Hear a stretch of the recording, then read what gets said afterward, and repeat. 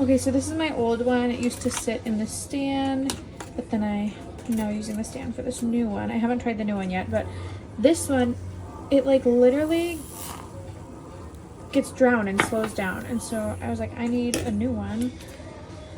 I haven't tried this one yet, but the reviews told me it was super powerful, so. Whoa. Oh my gosh. Oh my gosh. I'm about to have the frothiest coffee in the world. Oh my gosh, are you seeing that? It is like a tornado in there. Wow, and to think, I paid $2 more for this one.